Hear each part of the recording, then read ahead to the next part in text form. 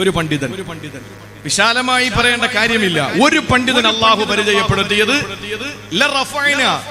എനിക്ക് വേണമെങ്കിൽ അവനെ ഉയർത്താമായിരുന്നു, പക്ഷെ ഞാൻ ഉയർത്താത്ത കാരണം രണ്ട് കാരണം. ഒന്ന്, അഖ്ലദയിലല്ലാതെ ദുനിയാവിന്റെ പിന്നാലെ പോയി, ദുനിയാവ് വേണമെന്ന മോഹം വന്നുപോയി. രണ്ടാമത്തേതോ വത്തബഅ ഹവാഹു, അവന്റെ ശരീരം എന്താഗ്രഹിക്കും അതിനാണ് പ്രാധാന്യം കൊടുക്കുക, അതിനാണ് പ്രാധാന്യം കൊടുക്കുക. ഉഖ്റവിയായ ആലിമീങ്ങൾക്ക് ഉണ്ടാകേണ്ട ചില ഗുണങ്ങൾ ഞാൻ ഇൻഷാ അല്ലാഹ് പിന്നാലെ പറയും.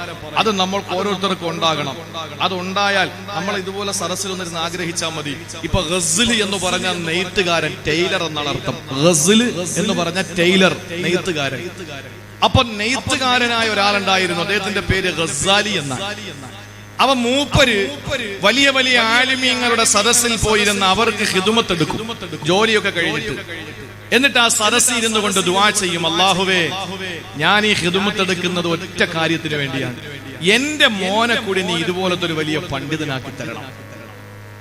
സുബ്ഹാനല്ലാഹ്, ആ മനുഷ്യന്റെ മകനെ അല്ലാഹു പണ്ഡിതനാക്കി. ആ പണ്ഡിതന്റെ പേര് പറയാത്ത സൂര്യോദയങ്ങളില്ല, ആ പണ്ഡിതന്റെ പേര് പറയാത്ത സൂര്യാസ്തമനങ്ങളില്ല. ആ പണ്ഡിതൻ ആരാണ്? മഹാനായ ഇമാമുനാ ഗസാലി റഹിമഹുല്ലാഹ്. ഗസാലി ഇമാമിന് ഈ നിലയിലെത്താൻ കഴിഞ്ഞ എന്തുകൊണ്ടാണ്? തന്റെ പ്രിയപ്പെട്ട വാപ്പ ഇതുപോലുള്ള സദസ്സുകളിൽ പങ്കെടുത്തു എന്ന ഒറ്റ കാരണമാണ്. അതുകൊണ്ട് ഈ സദസ്സിൽ ആലിമീങ്ങളെ പറ്റിയല്ലേ പറയുന്നത്. എനിക്കെന്ത് ഗുണമാണ്? ഇവിടെ ഇനിയും ശൈഖുൽ ഹദീസുമാരുണ്ടാകണം.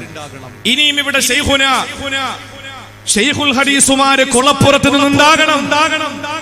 അതിനു വേണ്ടിയിട്ടാണ് ഞാൻ പറയുന്നത്, എന്റെ പ്രിയപ്പെട്ട സഹോദരങ്ങളെ, നിങ്ങൾ ജീവിതത്തിൽ നിങ്ങളുടെ മക്കൾ ഇതുപോലെ ഒരു നിലയിലെത്താൻ വേണ്ടി നിങ്ങൾ കൊതിക്കും. ഇപ്പൊ ഇവിടെ കേസ് എഴുതി, ഞാനത് വായിച്ചു, എനിക്ക് അഭിമാനം തോന്നി.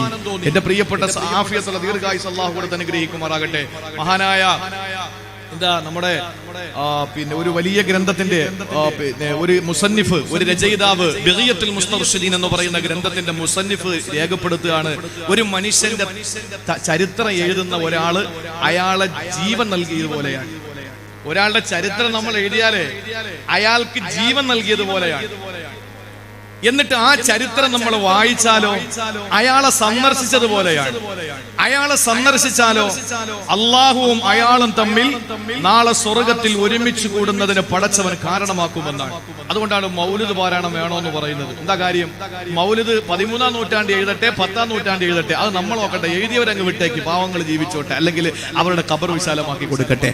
നമ്മൾ എന്തു വേണം? അവര് എഴുതിയത് കാരണമായി അവര് നമുക്ക് ജീവൻ നൽകിയതുപോലെയാണ്. ഇന്നിപ്പോ ജീവൻ നൽകിയില്ലേ? നമ്മളൊന്ന് മനോഹരമായി ഓതിയ ഞങ്ങളുടെ